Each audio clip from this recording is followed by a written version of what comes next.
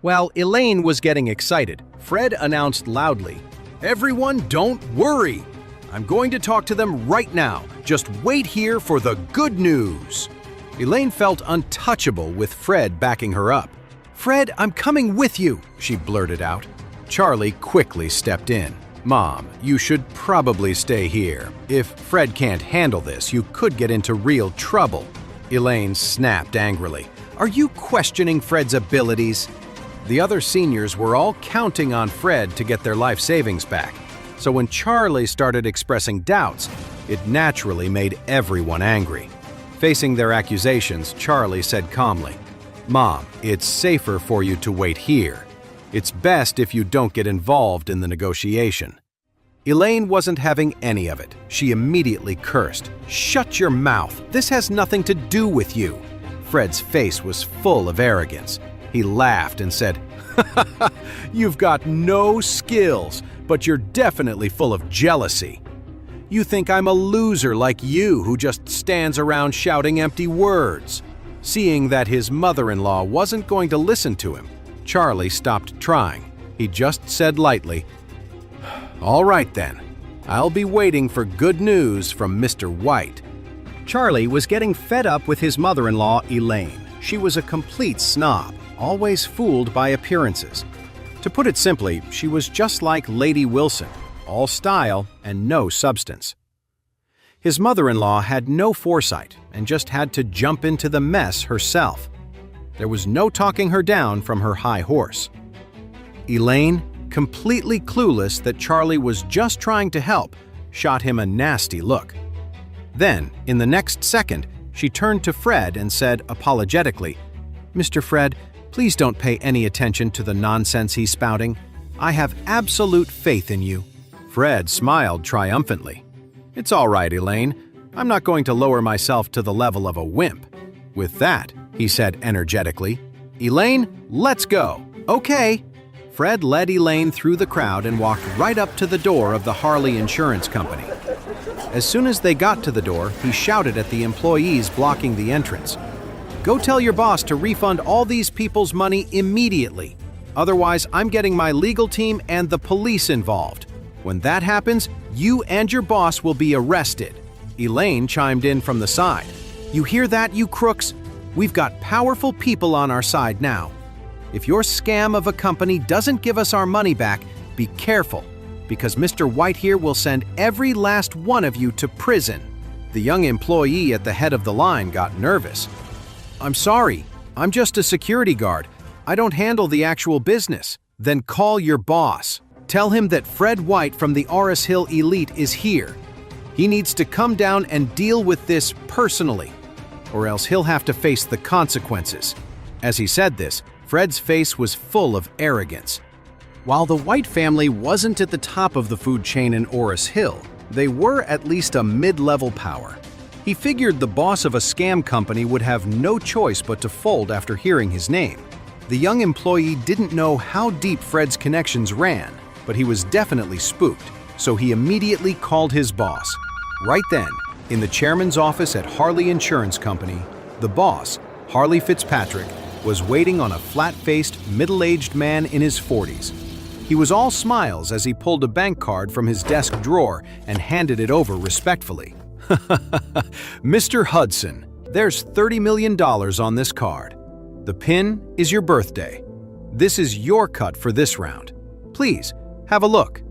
The middle-aged man was dressed in a sharp suit. He looked a little unhinged, but his eyes weren't angry. They were commanding. The guy had an incredible presence. If anyone else had been in the room, they would have immediately recognized him. He was Orville Hudson. In all of Oris Hill, everyone knew that Orville Hudson was the city's underground kingpin. Nobody dared to cross him. Orville Hudson looked at Harley Fitzpatrick and smiled with approval. "Harley, I didn't realize you had it in you. Not bad, not bad at all." Harley quickly asked, "Mr. Hudson, what should we do about that troublemaker Mrs. Wilson downstairs?" Orville said casually, "A bunch of old folks.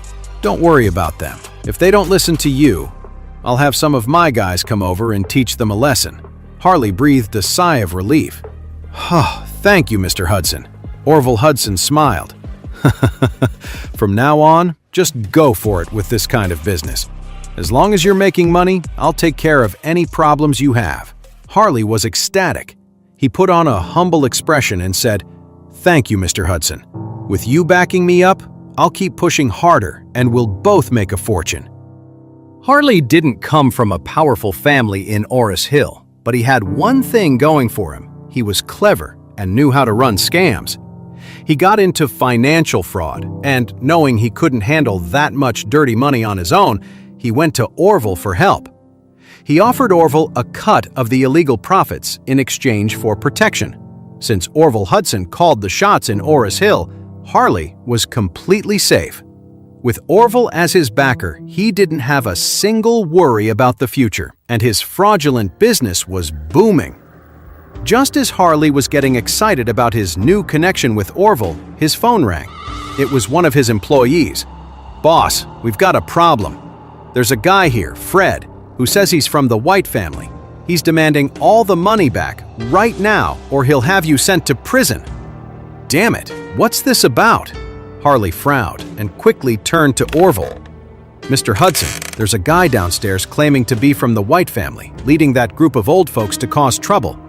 He's going around saying he runs this city and that we have to give back all the money we collected or he'll put us in prison." Harley deliberately exaggerated to get a rise out of Orville.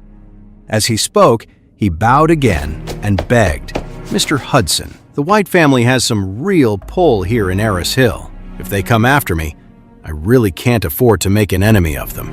Please, you've got to help me get through this." "The White family? The little White family is a joke to me. Even the head of their family has to bow and scrape when he sees me. Now some kid of theirs has the nerve to come after me? He must have a death wish." Ha ha ha ha ha. With that, Orville slid Harley's bank card into his pocket and said coldly, "Let's go. I want to see what kind of nobody thinks he can step to me. When Orville Hudson takes money, nobody gets it back." Fred stood at the door of Harley Insurance Company with a proud look on his face. He knew this was the perfect chance to show off in front of Claire's mother, Elaine, and he had to nail it. If he could win over the mom, getting the daughter would be easy. He'd be able to get with Clare, one of the most beautiful women in Orris Hill. The thought alone made him excited. So he announced loudly, "Folks, don't you worry. The boss of this scam company is coming out right now to give everyone a full refund." When the crowd heard this, they erupted in applause, every single one of them ecstatic. Only Charlie watched Fred with a smirk. This guy was way too full of himself. Charlie had a feeling he was about to get a rude awakening. Just as Fred was soaking in the crowd's admiration, chin held high, the door to Harley Insurance Company was suddenly pushed open from the inside. They saw the boss, Harley Fitzpatrick, walk out with a middle-aged man in a stylish suit.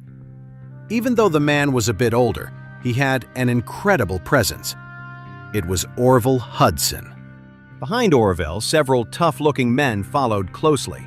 These were his personal bodyguards, and they all looked incredibly strong. Orville's status was so high that even though many people in Orris Hill knew his name, most had never actually seen him. So no one, not even Fred, recognized him. Everyone only recognized Harley Fitzpatrick, the boss of Harley Insurance. The crowd immediately erupted. "Look, Elaine! Fred really got Mr. Fitzpatrick to come out! He's amazing!" "Yeah, it's all thanks to Elaine. We might actually get our money back." "Elaine? That young man is a real catch. He'd make 1,000 times better son-in-law." Elaine soaked up the flattery from the others, feeling incredibly pleased with herself. Fred had really helped her look good in front of everyone today. Thinking about it made her smile even wider. The way she looked at Fred was with pure satisfaction. Just then, Fred strode forward triumphantly, puffing out his chest. He didn't know Harley Fitzpatrick, and he didn't know Orville Hudson either. But since Harley seemed to be showing respect to Orville, he just assumed Orville was the boss. So he looked at Orville and said proudly, "Are you the boss of Harley Insurance Company?" Orville replied with a slight smile. I'm not the boss. I just help him out. But if you've got something to say, you can say it to me." Fred's face lit up with understanding, and then he sneers. "Oh, so you're just some flunky. You're not important enough to talk to me. Get lost and send your boss out here." Charlie just shook his head, looking at Fred like he was an idiot.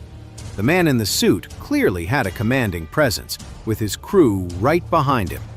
He was obviously not someone to mess with.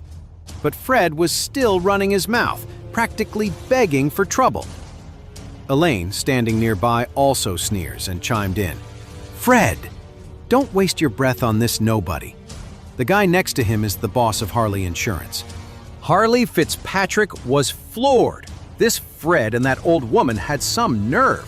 They actually dared to insult Orville Hudson like he was some street punk and tell him to get lost. They had no idea who they were dealing with. In all of Eris Hill, who would dare to be so bold as to insult Orville? Anyone who did would end up at the bottom of the river feeding the fish.